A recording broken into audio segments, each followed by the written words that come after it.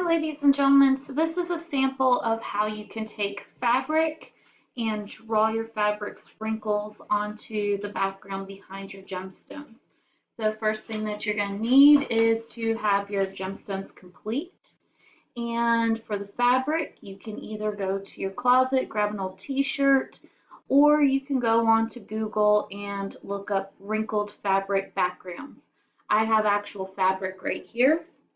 So as you probably remember learning from the video in our pear deck, that you're just going to look at the shapes of where the fabric is. So I'm going to start out right here where there's this really strong curved shape that looks almost like a tidal wave. And some of these shapes, it's okay if you get fluid with them. If they're not perfect, it's all right also. Don't worry, because fabric is not perfect. There's nothing perfect about this texture background. It's kind of moving and grooving and going in many different directions.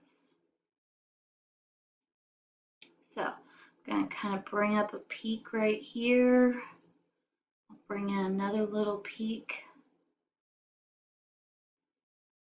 You can come in here, spread it out.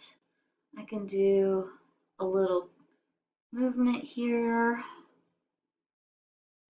Almost kind of looks like letters when I'm doing it. If that's what helps you draw your fabric, that's fine if you have to draw letters. And it's okay if your fabric does not look exactly like the fabric that you drew, because the only person that's going to know is you. I won't know if your fabric doesn't look exactly like the fabric that you drew. And sometimes artists just kind of fudge it. They go with it, and if they see that the line needs to move in another direction, they make the line move in another direction.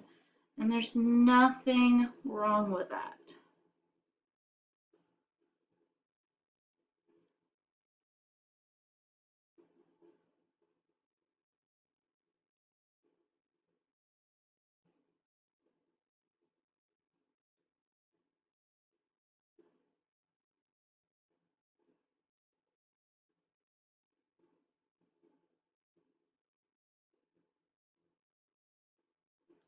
Okay, so I drew my fabric background. Now I can stick to a plain pencil if I want to. If I don't want to, I can also go and grab some colored pencils, or if I have special drawing pencils, I can use drawing pencils. Your background needs to stay light. Do not go and grab dark colors. Also stay neutral. I'd like you to either choose a white or a gray, because when we start doing those cast shadows and reflective colors in our next lesson, I don't want you to end up struggling applying your cast shadows and reflective colors because you had a really crazy colorful background and it's not going to work well. You can do that later on when you get older, but right now, for just learning the skill, let's stay simple. Let's not get complicated. So I'm going to try some colored pencil work because I really love working with colored pencils. And if I want, I can get darker, press harder as I'm getting into those shadows. I can get lighter as I'm getting outside of those shadows.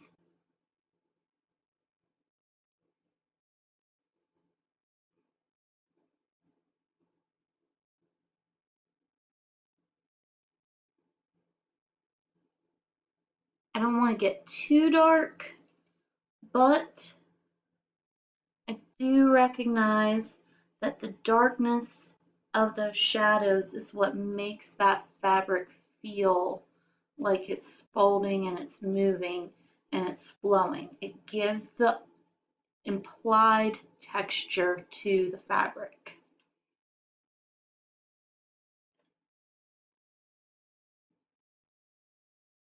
So just looking at where this texture's moving, where it's going.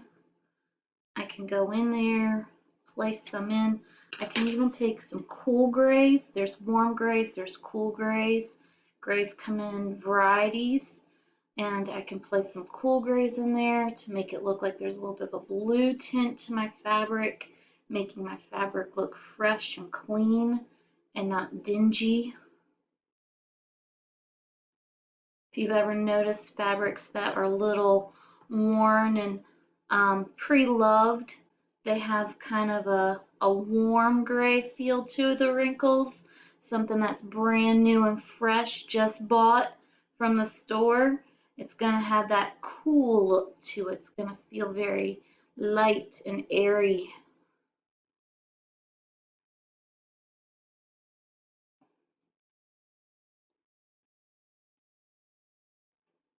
So I'm going to keep applying these shadows wherever I see the shadows exist in the artwork. I might make some bold, thicker lines. This is where, again, we use more than one element of art to make other elements of art happen. So these thick lines and these shapes help make this texture be what it is.